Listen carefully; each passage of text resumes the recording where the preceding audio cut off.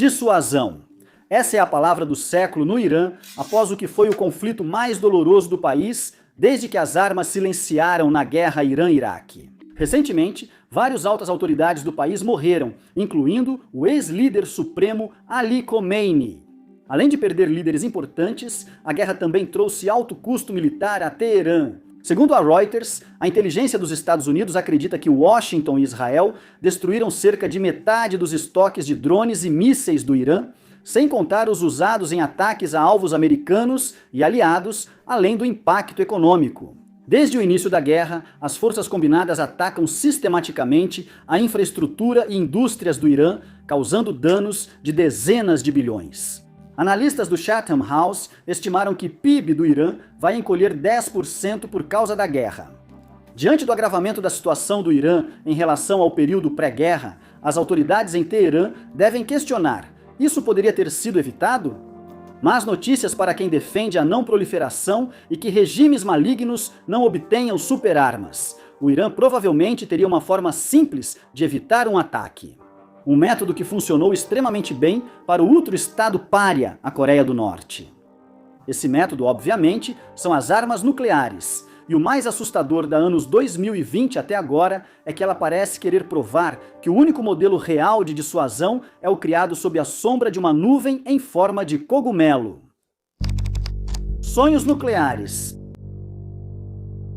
As ambições nucleares do Irã. Nós consideramos essa frase como certa, porque é tratado como um fato que o Irã quer conseguir armas nucleares. No entanto, houve uma época em que os mais altos níveis da liderança iraniana disseram especificamente que não iriam buscar armas nucleares. Em entrevista a um veículo iraniano, o ex-presidente Hassan Rouhani disse que Khomeini afirmou: não pensamos em armas nucleares. Eu disse muitas vezes que nossa arma nuclear é esta nação. Nossas armas nucleares são esses jovens. Nós não queremos armas nucleares. Fim da citação. Rouhani acrescentou que havia dito aos ministros das relações exteriores da França, Alemanha e Reino Unido que essa declaração do líder supremo era mais importante para Teherã do que o Tratado de Não Proliferação Nuclear, um acordo internacional criado para impedir a disseminação de armas nucleares e promover o desarmamento, ou qualquer outra lei destinada a impedir o Irã de obter armas nucleares. E sua reação a isso pode ser algo do tipo: bem, é claro que ele diria isso, Simon. Ele não vai exatamente dizer: ah, meu caro, você não vai acreditar no que fazemos com todo esse urânio enriquecido. Você não vai acreditar. Sim, talvez tudo tenha sido só distração, mas há razões para crer que Teherã hesitava em dar o passo final para construir uma bomba funcional. Segundo o Atlantic Council, Khamenei declarou que o uso de armas nucleares é haram, proibido em árabe, decisão popular entre os iranianos, já que pesquisas mostram oposição ao desenvolvimento dessas armas. Essa declaração se tornou reconhecida internacionalmente sob uma fátwa, que no Islã é uma opinião religiosa ou legal não vinculativa emitida por um estudioso qualificado para esclarecer ou resolver questões sobre a lei islâmica. Uma fátwa emitida pelo líder supremo, que é a mais alta autoridade religiosa do país, deveria, em teoria, representar uma proibição que molda a política do Estado. Essa fátwa criou muita tensão entre Khomeini e o IRGC, com o Telegraph relatando em 2025 que vários comandantes seniores do Corpo da Guarda Revolucionária Islâmica, IRGC, vinham pressionando Khomeini a revogar a fátwa. Para lidar com ameaças existenciais vindas do Ocidente, um oficial disse ao Telegraph que, após a reeleição de Donald Trump, o Irã nunca esteve tão vulnerável. Essa avaliação se mostraria incrivelmente premonitória. A preocupação do IRGC refletia um cálculo que Teherã vinha fazendo há anos. O regime sabia que desenvolver uma bomba provavelmente causaria ação militar de Washington e de Jerusalém. No entanto, permanecer logo abaixo do limite e usar ambiguidade estratégica sobre o quão perto realmente estavam de produzir uma arma nuclear poderia criar dissuasão sem os custos políticos e militares de declarar abertamente um arsenal nuclear. Essa estratégia foi usada junto com a rede de grupos aliados do Irã, que criou um sistema com atores armados não estatais como a pólice de seguro. Se vocês nos bombardearem, vamos fazer algo maluco, tipo, sei lá, fechar o Estreito de Hormuz. Hezbollah no Líbano, Hamas em Gaza e Houthis no Iêmen podem pressionar Israel e ameaçar bases e aliados dos Estados Unidos na região. Combinado com o arsenal de mísseis e drones do Irã, que agora sabemos ser muito maior do que se acreditava antes, e sua infraestrutura nuclear chegando perigosamente perto do enriquecimento em nível de armamento. Isso criou o que analistas do Belfer Center descreveram como um modelo de dissuasão em camadas, que permitiu a Teherã expandir sua influência enquanto minimizava os custos de um confronto direto. A estratégia do limiar tinha outra vantagem. O Irã podia usar seu progresso nuclear como moeda de troca em negociações, enquanto evitava o isolamento internacional severo que vem com a construção efetiva de uma bomba. Em 2023, o Irã possuía mais de 400 quilos de urânio enriquecido a 60%, necessitando apenas de um refinamento adicional. Para obter pureza de grau bélico e produzir várias ogivas, embora o processo real de construção de armas seja bem mais complexo do que geralmente noticiado. No entanto, esse modelo cuidadosamente construído se baseava em suposições que agora desmoronaram. Nikolai Grudziewski, pesquisador da Carnegie Endowment for International Peace, escreveu na Foreign Affairs que Teherã buscava os benefícios de uma arma nuclear sem realmente possuí-la, e também o poder de uma rede regional de grupos aliados por procuração sem disciplina para gerenciá-la cuidadosamente. A devastação dessa rede começou muito antes da guerra atual. Israel enfraqueceu Hamas em Gaza e reduziu as capacidades do Hezbollah no Líbano após os ataques de 7 de outubro. A queda do regime de Bashar al-Assad na Síria cortou rotas críticas de suprimento desses grupos. Quando Washington e Jerusalém lançaram sua campanha aérea conjunta em fevereiro, a destruição do eixo da resistência do Irã o deixou extremamente exposto. Mais prejudicial ainda foi revelar que a posição de limiar do Irã não oferecia proteção. Como escreveu o professor Mohammad Ayuba, pesquisador do Centro de Política Global na The National Interest, permanecer como estado limiar não garantia segurança. Teherã foi atacada, causando graves danos à infraestrutura nuclear, instalações militares e liderança. O Irã conteve suas ambições nucleares no que, em retrospectiva, parece ter sido o momento mais inoportuno, quando estava perto o suficiente de desenvolver uma bomba para provocar um ataque preventivo, mas não perto o bastante para dissuadir um. No entanto, hoje, toda a arquitetura da estratégia de dissuasão deles está em ruínas. Quero dizer, a dissuasão não pode ser terceirizada para intermediários quando esses intermediários estão mortos ou incapacitados. A ideia de se aproximar de uma arma nuclear sem ultrapassar limites não funcionou tão bem. Para os oficiais iranianos, analisando esses destroços da arquitetura de dissuasão, há uma lição óbvia a ser tirada.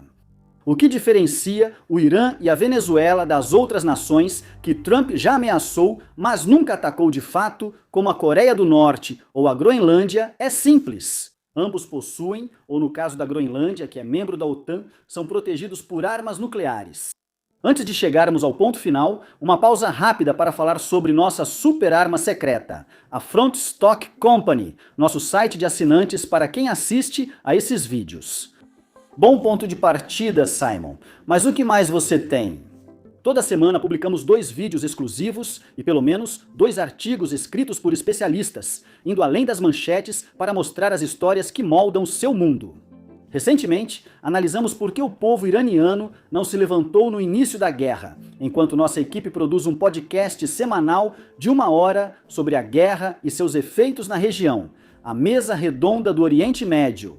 Sem contar outros vídeos e podcasts sobre guerras do Sudão à Ucrânia. Tudo isso por só $5 ao mês ou $50 por ano. Essa é a Front Stock Company. Confira. E agora, de volta ao vídeo. Lições da Coreia do Norte e da Rússia. Para Kim Jong-un, da Coreia do Norte, as armas nucleares garantem a segurança do regime e ele não pretende desistir delas. Apesar das sanções que duram desde 2006, Pyongyang conseguiu acumular dezenas de armas nucleares e está aprimorando e expandindo sua força nuclear, tanto em qualidade quanto em quantidade. O mais importante para o episódio de hoje é que ninguém bombardeia a Coreia do Norte. Eles buscam negociar e Kim Jong-un teve 3 encontros de alto nível com Trump em seu primeiro mandato. O funcionário de mais alto escalão com quem os iranianos negociaram foi o vice-presidente J.D. Vance, sem autoridade para fechar acordos, devendo relatar tudo ao presidente Trump. A lição disso é bastante clara. Sob Trump, potências nucleares são respeitadas por Washington, mesmo que com relutância no caso dos aliados da OTAN, França e Grã-Bretanha, enquanto potências não nucleares lidam com funcionários inferiores que dependem da aprovação dos verdadeiros adultos na sala. É uma lição que tem se repetido pelo mundo nos últimos anos. Quando a Rússia invadiu a Ucrânia em fevereiro de 2022, a OTAN evitou intervir diretamente por medo de escalada com um rival nuclear. Moscou continuou a travar uma guerra brutal contra seu vizinho enquanto a OTAN assistia. Os governos ocidentais condenaram as atrocidades russas, impuseram sanções e forneceram apoio de inteligência, mas ficaram longe de um envolvimento militar direto. Esse medo das armas nucleares sempre foi uma via de mão dupla. A OTAN não interveio diretamente, mas enviou cerca de 220 mil toneladas de ajuda militar à Ucrânia em 2025, incluindo equipamentos antes considerados linhas vermelhas, como tanques avançados, sistemas HIMARS e mísseis Storm Shadow. A Rússia podia ver tudo isso acontecendo e estava claramente insatisfeita. Mas, apesar das repetidas ameaças de caras como o ex-ministro da Defesa, Sergei Shoigu, Moscou nunca chegou a bombardear o centro logístico da OTAN que abastece Kiev. Não houve lançamento de mísseis contra cidades polonesas e os ataques à OTAN se limitaram a táticas de zona cinzenta com poucos drones isca baratos, sem ogivas. E mesmo isso parou rapidamente depois que os membros da OTAN prometeram uma reação. Mais uma vez, tudo isso aponta para uma lição muito simples. A OTAN se abstém de intervir na Ucrânia e a Rússia se abstém de atacar seriamente a OTAN, porque ambos os lados estão absolutamente apavorados com um Armagedon nuclear. Enquanto isso, a Ucrânia, que herdou grande arsenal nuclear, com o colapso da URSS e o entregou voluntariamente, vem sendo bombardeada há mais de 4 anos. Para Teherã, ao assistir tudo isso acontecer, as conclusões são impossíveis de ignorar. Força militar convencional não dissuade potências nucleares. Acordos internacionais não dissuadem potências nucleares. Ser estrategicamente valioso para o Ocidente não dissuade potências nucleares. Só uma coisa dissuade potências nucleares de forma confiável: rufa os tambores. Outras potências nucleares. Mas entender que armas nucleares são a resposta cria um novo conjunto de problemas. O Irã agora enfrenta o que os teóricos dos jogos reconheceriam como um impasse estratégico. O ideal para o Irã seria construir a bomba, mas tentar isso quase garante ser detectado, o que provoca justamente o tipo de resposta militar devastadora que o país quer evitar, ainda mais porque obter a bomba não é tão simples quanto parece. Em 2024, a Agência Internacional de Energia Atômica estimou que o tempo de que o Irã precisaria para produzir material físsil suficiente para uma bomba nuclear caiu para semanas ou dias. Isso foi antes da Guerra de 12 Dias e da atual campanha, que limitaram muito as capacidades técnicas do Irã. Após o início da guerra, o site Sala de Guerra do Irã, que monitora o conflito, estimou que o tempo de que o Irã precisaria aumentou para algo entre 1 e 3 meses. Mas esse é apenas o tempo necessário para produzir o material físsil. Na verdade, construir uma arma funcional leva significativamente mais tempo. A maioria dos analistas avaliou que, em vez de meses, o Irã agora precisará de 1 a 2 anos para construir uma arma nuclear utilizável que represente ameaça real a seus inimigos. Isso daria tempo à inteligência israelense e americana para detectar esses esforços. O sistema de vigilância que monitorava o programa do Irã antes da guerra ainda funciona, e quando isso for detectado, é quase certo que Washington e Jerusalém lançarão bombas suficientes para cumprir a ameaça de Trump de levar o país à Idade da Pedra. Mesmo com esses riscos, a atual estrutura de incentivos ainda aponta para as armas nucleares. A liderança iraniana viu a Coreia do Norte suportar um isolamento ainda pior ao construir armas e a Rússia invadir a Ucrânia enquanto a OTAN evitava confronto direto. Eles viram armas cruzando a Polônia para matar soldados russos, enquanto Moscou evitava atacar território da OTAN. O cálculo racional, do ponto de vista de Teherã, cada vez mais favorece aceitar os riscos dessa busca. Um dispositivo simples, facilmente montado e testado, talvez não dê ao Irã a dissuasão sofisticada desejada, mas mudaria o ambiente estratégico no Oriente Médio. Mesmo um único teste bem-sucedido obrigaria Washington e Jerusalém a avaliarem cuidadosamente se novos ataques valeriam o risco. Para Teherã, esse é o melhor resultado possível. O que vem a seguir? Se o Irã conseguir criar uma arma nuclear, o que ainda é incerto devido aos desafios, as consequências irão muito além do ambiente imediato de segurança do Irã. Isso mostraria aos líderes globais que, apesar da pressão, criar uma bomba nuclear é a melhor forma de proteger seu país. O príncipe herdeiro Mohammed bin Salman já afirmou várias vezes que, se o Irã criar uma bomba nuclear, a Arábia Saudita fará o mesmo rapidamente. Alguns analistas acreditam que o Paquistão pode fornecer uma arma nuclear à Arábia Saudita devido à cooperação de longa data entre eles. A Arábia Saudita não seria o único país em busca de armas nucleares. Especialistas apontam que após o Irã, Turquia e Egito também poderiam entrar nessa corrida. Em 2019, o presidente turco Erdogan afirmou a membros do partido AK que alguns países possuem mísseis nucleares, mas proíbem a Turquia de tê-los, algo que ele não aceita. Se o Irã obtiver armas nucleares, Ankara provavelmente verá isso como chance de avançar suas próprias ambições nucleares. Os Emirados Árabes Unidos e o Egito também quereriam adquirir armas nucleares para manter o equilíbrio regional. Embora para alguns países isso possa demorar mais que para outros, quando o processo começar, será difícil parar, e não só no Oriente Médio. Uma pesquisa de abril de 2025 do Asan Institute for Policy Studies descobriu que cerca de 76% dos sul-coreanos querem ter uma arma nuclear própria, o maior índice já registrado pelo Instituto. Menos da metade dos entrevistados achava que os Estados Unidos usariam armas nucleares para defender a Coreia do Sul em caso de ataque nuclear da Coreia do Norte. No Japão, apesar de pesquisa indicar que mais de 60% se opõem a que Tóquio possua uma arma nuclear, um assessor de segurança de alto escalão do primeiro-ministro Sanei Takeichi sugeriu que o país deveria ter esse armamento. Apesar de o representante oficial negar discussões sobre arma nuclear no governo, o simples fato de um alto funcionário sugerir isso publicamente mostra como o debate mudou. Até onde esse debate avançaria se o mundo entrasse em uma corrida armamentista nuclear?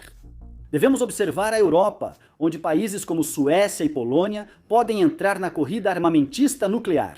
Apesar de ambos os países contarem com a dissuasão nuclear britânica e francesa, o presidente polonês Karol Nawrocki e Jimmie Åkesson, líder dos democratas suecos que apoiam o governo de Ulf Kristersson, já discutiram criar programas próprios de armas.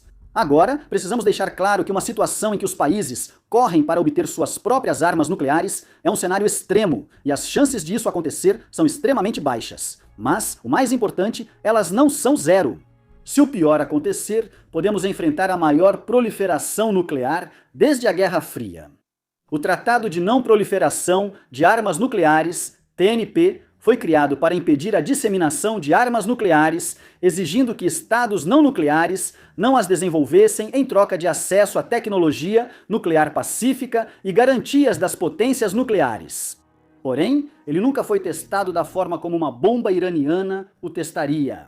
A Coreia do Norte violou o tratado e enfrentou consequências, mas Pyongyang tem conexões internacionais limitadas e integração econômica mínima com o sistema global. O regime ameaça principalmente Coreia do Sul, Japão e forças americanas na região. Seu arsenal nuclear não causou efeito cascata, pois a ameaça era muito contida. O Irã é diferente. Teherã fica no cruzamento do Oriente Médio, Golfo Pérsico e Ásia Central, fazendo fronteira com vários países, incluindo potências regionais como Turquia e Paquistão. Ela influencia eventos do Líbano ao Iêmen. Proxies iranianos operam em vários países, e o Irã já demonstrou ser capaz de bloquear o Estreito de Hormuz, por onde passam 20% do petróleo e gás natural do mundo. Isso significa que uma arma nuclear iraniana não alteraria apenas a posição de segurança de Teherã, mas forçaria todas as potências regionais a recalcularem sua postura estratégica, remodelaria os acordos de segurança em todo o Oriente Médio e, potencialmente, desencadearia justamente a corrida armamentista que o TNP foi criado para evitar. Todo o equilíbrio de poder em uma das regiões mais voláteis do mundo mudaria fundamentalmente. Há certa ironia nisso. Estados Unidos e Israel começaram a campanha para impedir que o Irã obtenha armas nucleares. Eles destruíram instalações, mataram cientistas, dizimaram a liderança e atrasaram o programa por anos. Ao agir assim, eles podem ter causado justamente o que queriam evitar. Teherã agora enfrenta uma escolha entre vulnerabilidade permanente a futuros ataques ou buscar a única coisa que aparentemente garante a dissuasão de ações militares: armas nucleares. Isso gera um dilema impossível para Washington e Jerusalém. Eles rejeitam um Irã nuclear, mas suas tentativas de impedir isso só aumentaram a determinação de Teherã em obter armas nucleares. Outra rodada de ataques pode ganhar tempo, mas não mudará o motivo principal que leva o Irã a avançar para a fabricação de uma arma nuclear. A questão agora é se Teherã realmente fará isso e se o mundo conseguirá evitar a onda de proliferação que provavelmente viria em seguida. Obrigado por assistir.